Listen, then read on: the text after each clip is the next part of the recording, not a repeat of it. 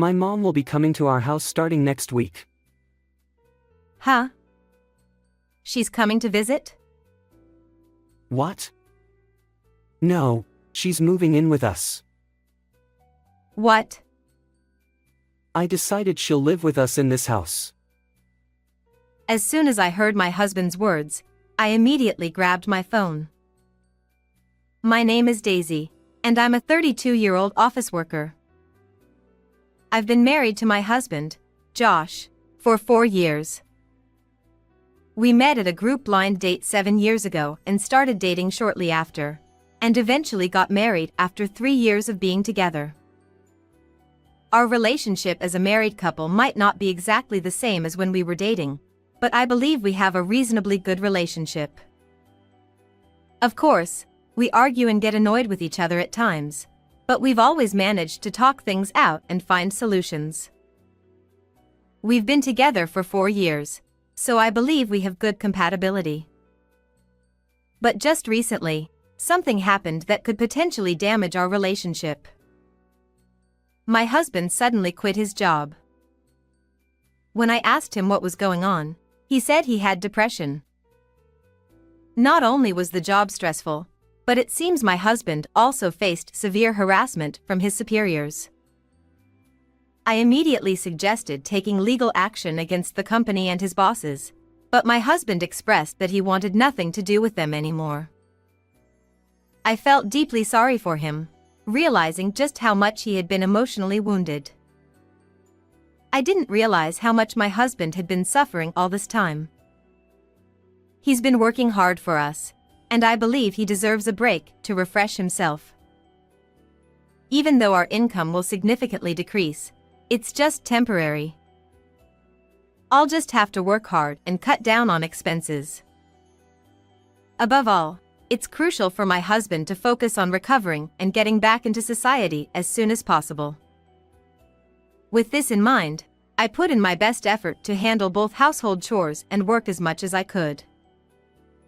However, as 1 month, 2 months, and then 3 months passed, my husband's depression did not improve.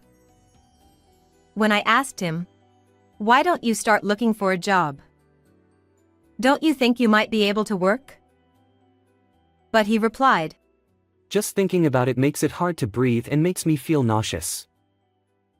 He has been seeing a psychiatrist, but he said the doctor just repeats phrases you might find in a philosophy book and wasn't very good. At home, my husband had a good appetite and had normal conversations. I thought he would recover after about a month of rest, but that wasn't the case. While I tried to remind myself that my husband was sick and couldn't help it, the reduction in our income made it hard for me to stay calm. I found myself becoming increasingly irritated by his minor actions and remarks. Is dinner ready yet? Just wait a little longer. I'm starving. Why should I, who has been busy working all day, be rushed by my husband, who has been at home, to make dinner? After finishing his meal, he would lie down on the couch and wouldn't help with the dishes at all. Additionally, when I returned home from work, I'd often find clothes scattered around the living room, or the dishes my husband used for lunch left unwashed in the sink. Consequently, within me, there was a conflict between the desire to be kind with my husband because he was sick and the wish for him to at least do these little things. This inner struggle led to a growing sense of irritation. And amidst all this, an even more troublesome situation unfolded. When I returned home from work as usual, I found my mother-in-law unexpectedly at our house. "Oh, hello. What's going on? Why are you here all of a sudden?" What's the matter? Am I not allowed to visit my son? Anyway, why haven't you told me something important?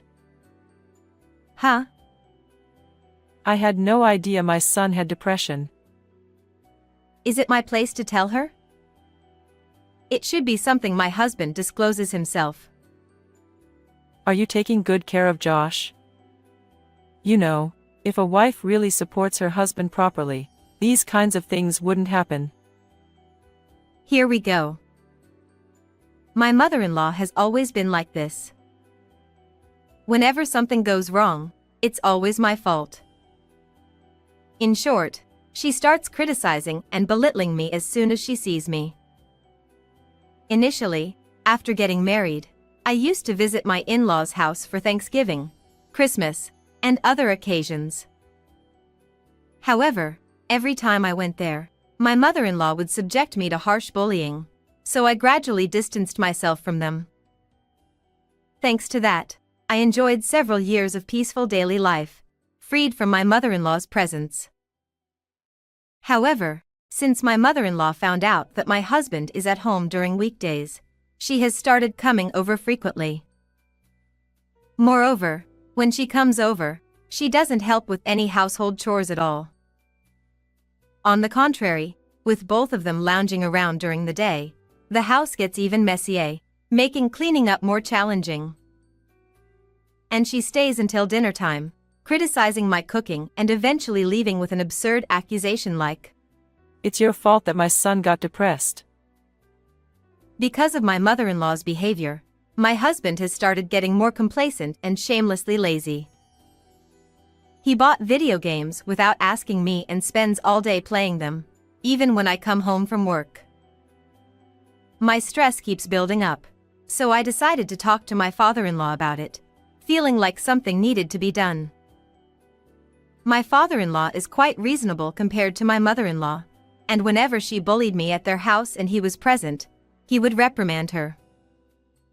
So, I told him about my mother-in-law's frequent visits causing inconvenience. He came to our house after work and scolded my mother-in-law. It turned out my mother-in-law had been making up excuses like going out for tea with friends or going shopping in town. So, when my father-in-law suddenly showed up, she was quite flustered. After that, my mother-in-law stopped coming over, so at least one problem was resolved for now. Now comes the tough part. My husband is becoming increasingly lazy. And with only my income, it's becoming difficult to cover our living expenses plus the rent for both of us. What am I supposed to do? I have to find a way to get my husband back to a state where he can work. First, I suggested to my husband that he should consider changing psychiatrists. However, he wasn't enthusiastic about the idea. He says all psychiatrists are the same and it doesn't need to be changed. I can't help but wonder if he truly wants to get better. I began to feel distrustful towards my husband.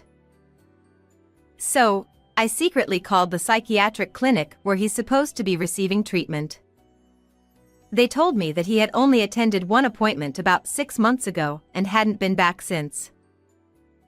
I wondered what was going on, so nervously, I contacted the company my husband had left. They might not take me seriously, but I desperately wanted to know the details of why my husband quit. And what I found out was shocking. To my astonishment, it turned out that my husband, despite being responsible for a mistake, had tried to shift the blame onto a junior colleague. When confronted by his boss, he got into an argument, eventually leading him to submit his resignation letter. Furthermore, after resigning, he repeatedly called the company, claiming it was harassment and demanding compensation for his mental distress.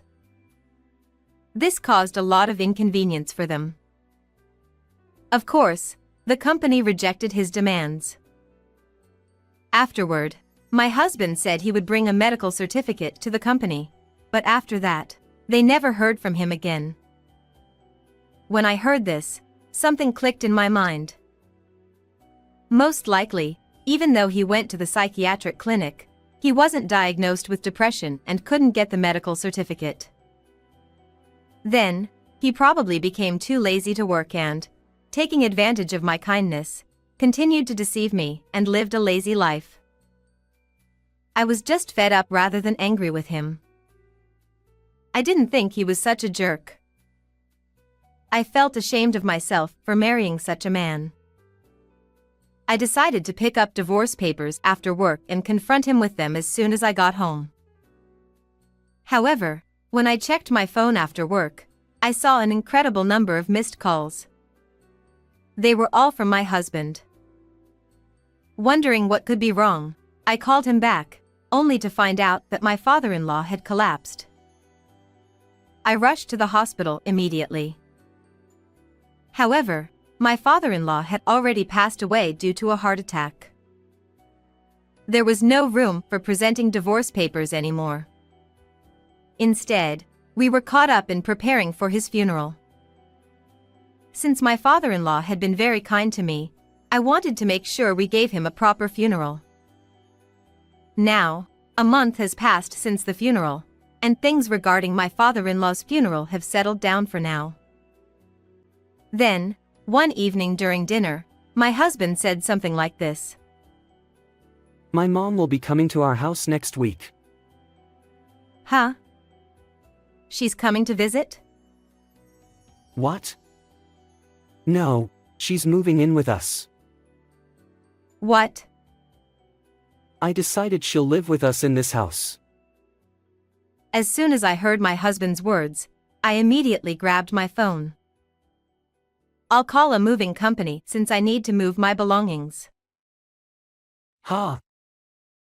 Oh, hello. I'm calling because I need help moving my belongings since I'm moving. Yes, that day works for me. All right, thank you very much. Hey, wait a minute. What's going on all of a sudden? Moving? I don't understand.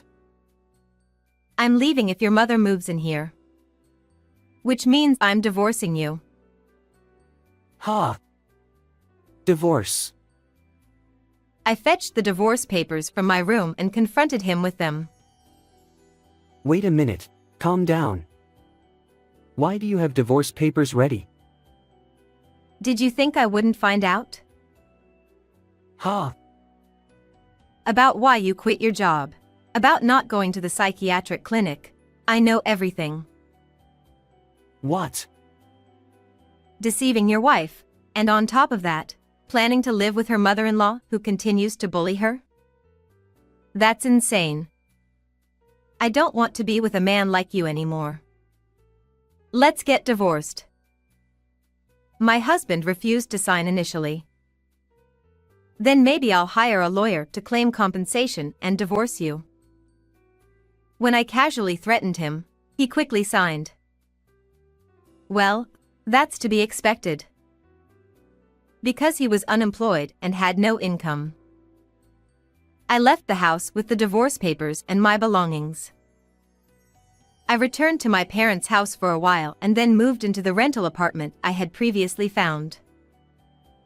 As for my ex-husband, he continued living in that apartment, but since the rent was expensive, he quickly became unable to afford the rent and had to move out.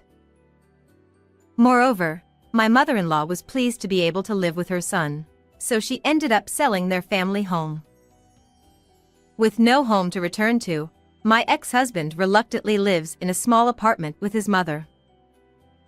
However, he lacks the motivation to find a job after being unemployed for so long, and they're forced to live a poor life relying on his mother's meager pension. Absolutely, serve them right. On the other hand, I'm enjoying a comfortable solo life in my newly rented apartment. For the time being, I plan to enjoy my single life while saving money for the future.